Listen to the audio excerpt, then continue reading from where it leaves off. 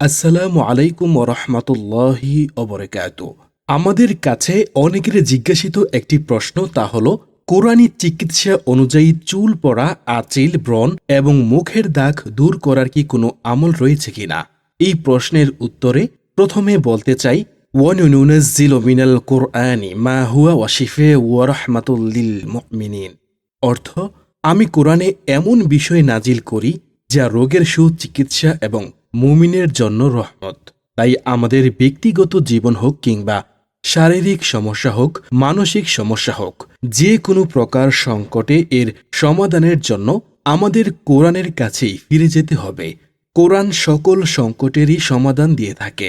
আল্লাহ রব্বুল আলামিন এই জন্যই তো একে পূর্ণাঙ্গ জীবন ব্যবস্থা বলেছেন। আজকে আমরা চুল পড়া বন্ধ এবং শরীরের দাগ তথাপি আঁচিল, ব্রণ এসব দূর করার একটি কোরআনী চিকিৎসা সম্পর্কে জানব ইনশাল্লাহ। পবিত্র কোরআনুল কারিমে যেহেতু আমাদের জন্য রোগ মুক্তি ও শিফা, তাই কোরআনুল কারিমের ছোট্ট আয়াতগুলো দ্বারা আমরা বিভিন্ন চিকিৎসা করতে পারি আলহামদুলিল্লাহ। এছাড়া পবিত্র কোরআনুল কারিমের আয়াত হওয়ার কারণে প্রত্যেক হরফে 10টি করে নেকি লাভ করতে পারব ইনশাআল্লাহ। আর আমরা যারা শুনছি তারা অবশ্যই অন্যদের কাছে এই চিকিৎসাগুলো পৌঁছে দিব, যেন অন্যরা এর উপর আমল করা দ্বারা এই রোগ থেকে মুক্ত হতে পারে। সাথে সাথে তারা আমল করার কারণে আমরা সেই সওয়াবের ভাগিদার হতে পারি। এই আমলটি করার পূর্বে আমাদের বেশ কিছু বিষয়ের প্রতি দৃষ্টিপাত করা জরুরি। 1 নাম্বার, প্রতিদিন ঘুম থেকে উঠে কুসুম গরম পানির সাথে কয়েক ফোঁটা লেবু মিশিয়ে খেতে হবে এবং দিনের অন্যান্য সময় পর্যাপ্ত পানি পান করতে হবে। খাবার গ্রহণের পূর্বে 1 গ্লাস পানি খেতে হবে। খাবারের মাঝেও অল্প পরিমাণ খাওয়া যেতে পারে, কিন্তু খাবার শেষ করে সাথে সাথে পানি খাবেন না। গলায় একান্ত খাবার আটকে না গেলে অন্তত খাবার গ্রহণের 20 মিনিট পর পানি খাবেন। 2, অতিরিক্ত রাত্রি জাগরণ করা যাবে না।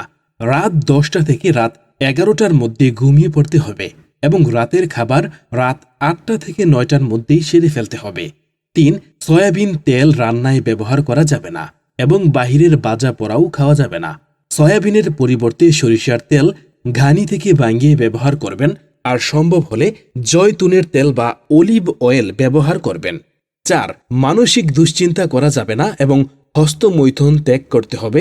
নোংরা ভিডিও দেখা বন্ধ করতে হবে।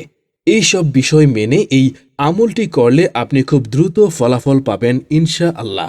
আমলটি করার শুরুতে আমরা যে কোনো দরুদ শরীফ বেশ কয়েকবার পড়ে নিব। এরপর আউযুবিল্লাহি মিনাশ শাইতানির রাজিম পড়ে কোরআনুল কারিমের এই বিশেষ আয়াতটি তেলাওয়াত করব এবং এই আয়াতটি তেলাওয়াত করার পরে আমরা দরুদ শরীফ পড়ব। আমলটি হলো সূরা বাকারার 71 নম্বর আয়াত, বিসমিল্লাহির রহমানির রহিম, মুসাল্লামাতুল লা শিয়াতা ফিহা, অর্থাৎ সেরকম সুস্থ যাতে কোনো খুঁত বা দোষ নেই। প্রিয় দর্শক, কোনো মানুষই চায় না তার শরীরে কিংবা চেহারায় দাগ বা স্পট পড়ুক, কিন্তু মানুষের শরীরে অনেক সময় বিভিন্ন কারণে এই দাগ পড়ে থাকে, যা কখনো যন্ত্রণাদায়ক হয়, আবার কখনো দেখতে খারাপ লাগে। তাই শরীর ও চেহারার অযাচিত দাগ ও তার ক্ষতি থেকে মুক্ত থাকবে কোরআনের এই আমলটি নিয়মিত করে যাবেন। কোনো ব্যক্তির শরীরে যদি অযাচিত কোনো দাগ কিংবা যন্ত্রণাদায়ক স্পট পড়ে, তবে সেই ব্যক্তি যেন এই আয়াতাংশটি প্রতিদিন 41 বার পড়ে। নিয়মিত এই আমলের ফলে আল্লাহ তাআলা তাকে শারীরিক যে কোনো স্পট বা দাগ, ব্রণ, আঁচিল এই সকল যন্ত্রণা ও ক্ষতি থেকে মুক্ত রাখবেন ইনশাআল্লাহ। মনে রাখবেন, আমলটি করতে হবে কিন্তু ঔষধ বা চিকিৎসা গ্রহণের পাশাপাশি, অর্থাৎ আপনি এই আয়াতটি 41 বার, 21 বার অথবা কমপক্ষে 7 বার পরে আপনি আপনার যে ঔষধ সেবন করছেন অথবা মুখে কোনো ক্রিম দিচ্ছেন অথবা আপনি কোনো চিকিৎসার অধীনে আছেন, ঠিক সেই সেবনের পূর্বে উক্ত ঔষধে এই কোরআনের আয়াতটি 7 বার পরে ফুঁক দিবেন। যেমন চুল পড়া রোধ করার জন্য আপনি জয়তুন তেল ব্যবহারের পূর্বে এই আয়াতটি পরে তেলের মধ্যে ফুঁক দিতে পারেন। ইনশাআল্লাহ আমরা এই রোগগুলো থেকে মুক্ত হতে পারব। আল্লাহ সুবহানাহু ওয়া তাআলা আমাদেরকে পবিত্র কোরআনুল কারিমের উপর পূর্ণ আমল করার তৌফিক দান করুন, আমিন।